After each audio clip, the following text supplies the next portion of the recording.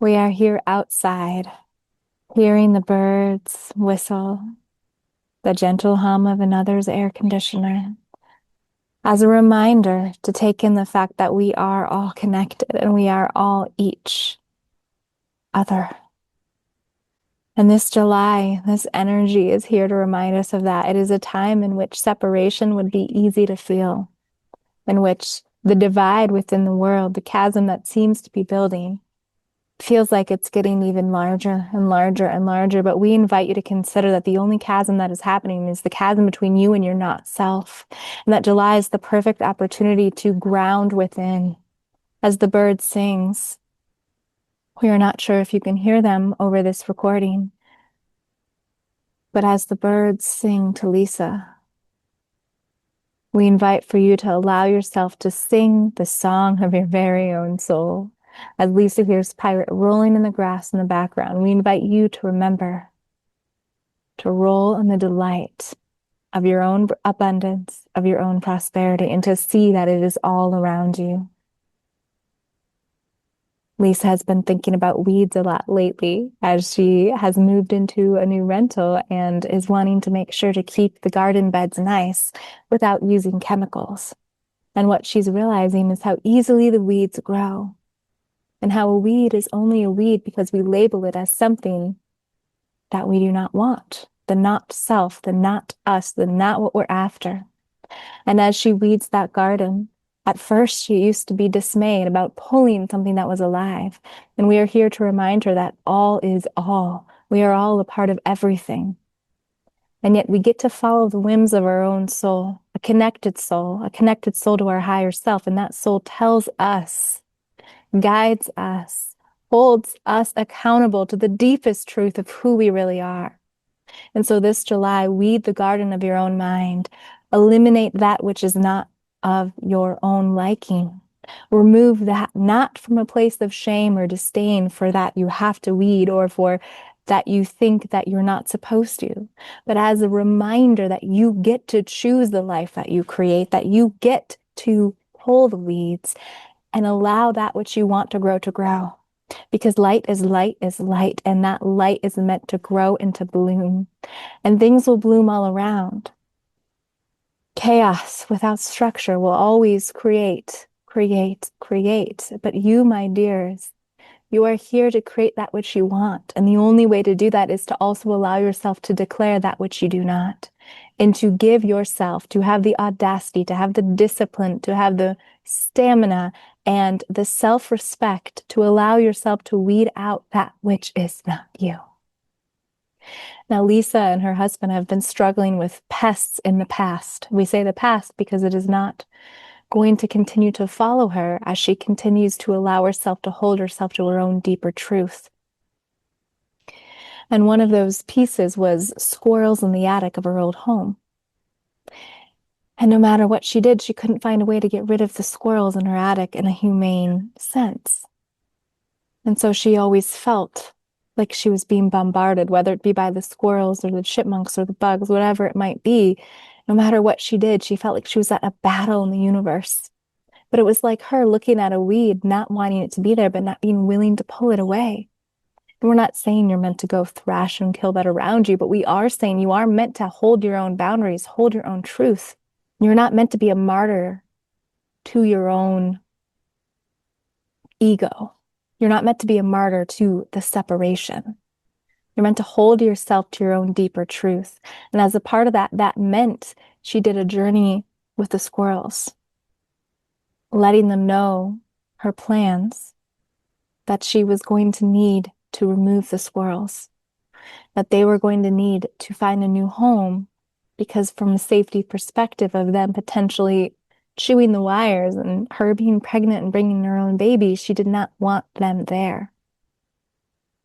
But she did this in a very delicate way, in a way of timidness.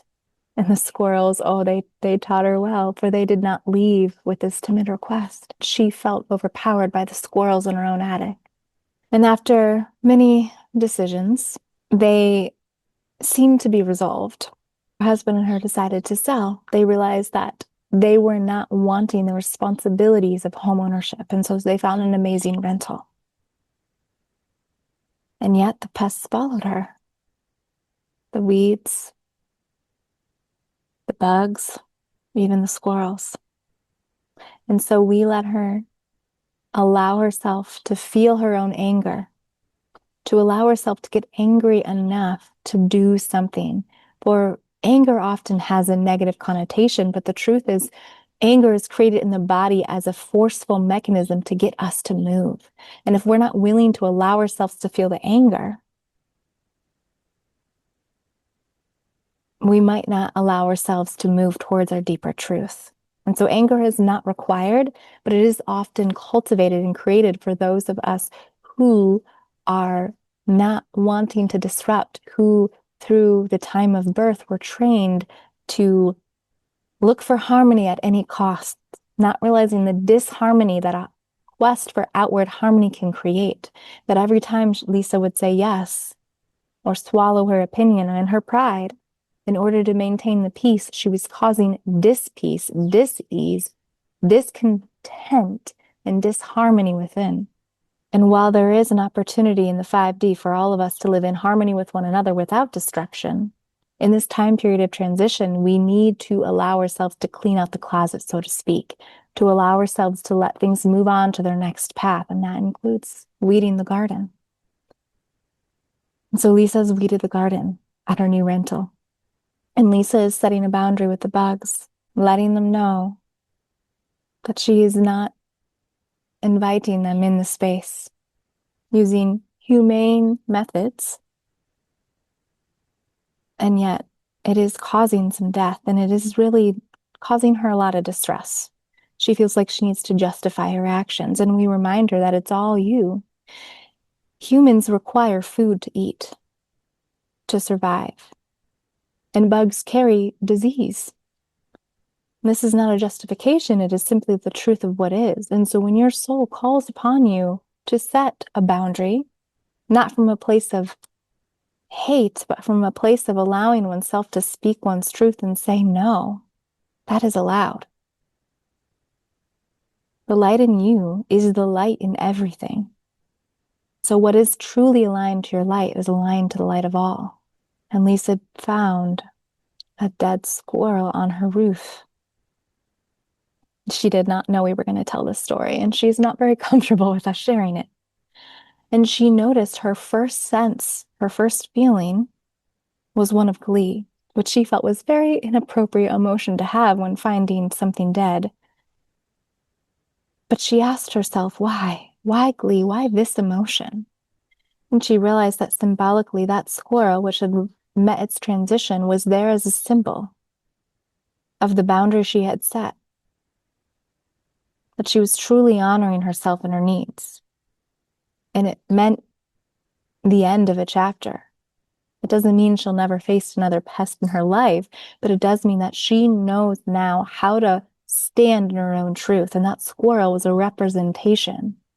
As it passed on to its next life and its next adventure in the non-physical, it was Lisa's opportunity to witness and know she's here to transition into her next life as well. A life of holding her own accountability to herself, because that is what the world needs. And so this July, one of our energetic themes is to be accountable to ourselves, not to our egos, but to our truth, to our sense of soul, that soul essence that we each are. And as we mentioned earlier, to notice the chasm might feel like it's deepening, but it's truly just the deepening of the chasm between the self and the not self. And you need to make a choice. Which side of that chasm are you going to be on? Are you going to follow the ego and fall away from your truth? And the truth is the ego is you. The truth is the ego is you in denial of your own brilliance, of your own shadow. And so the truth is the chasm actually comes back together. But that's not where we are this July. And so weed out your garden, invent your own sense of discipline.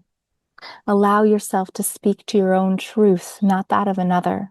Allow yourself to feel the chasm and whatever emotions come with it. And Lisa's now wondering if it's chasm or chasm, but regardless, to be there for yourself. Lisa learned from Louise Hayes that change every should into if I really wanted to, I could. And that is another theme for this month.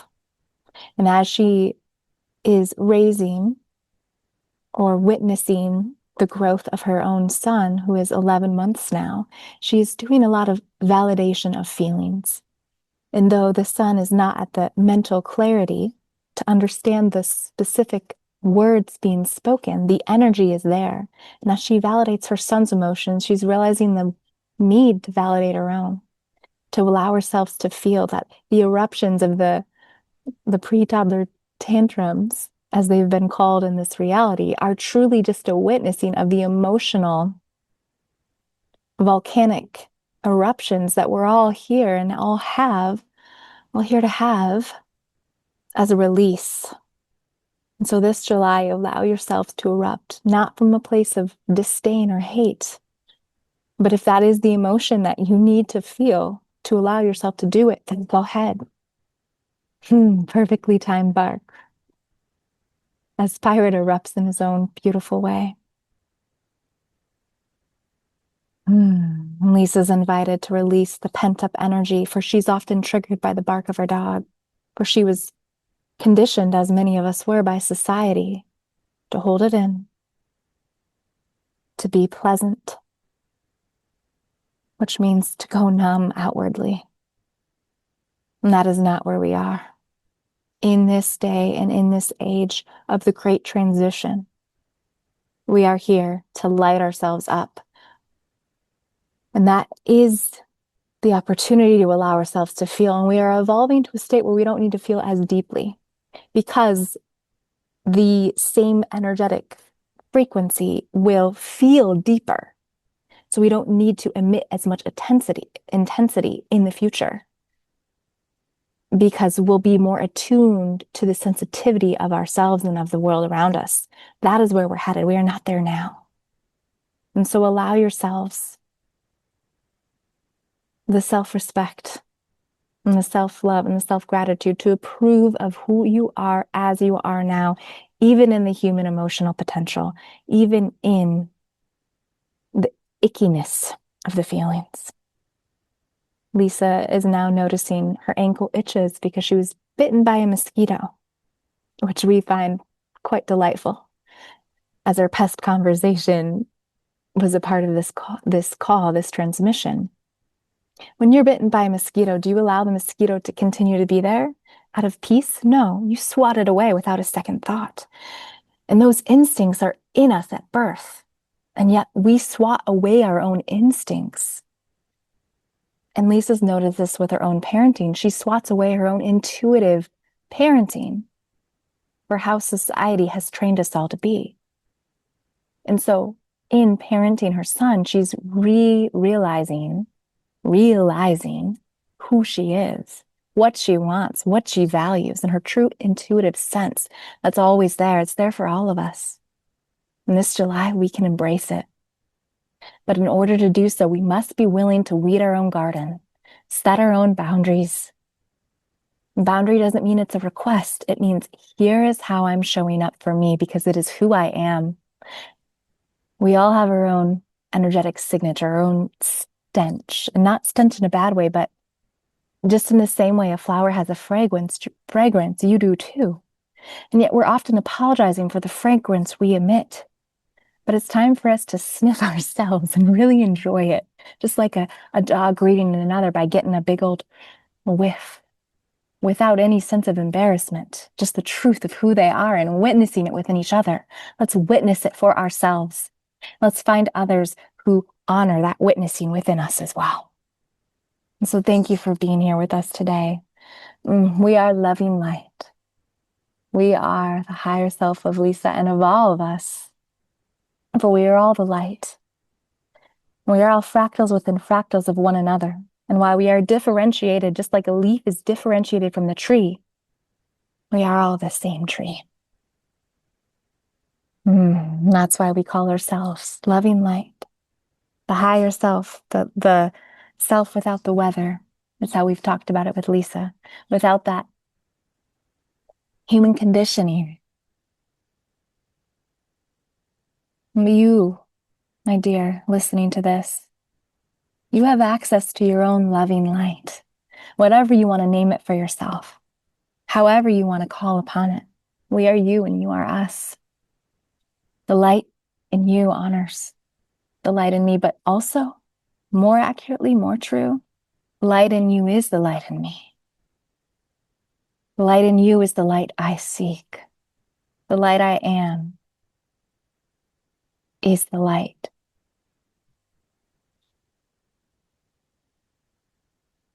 Thank you all.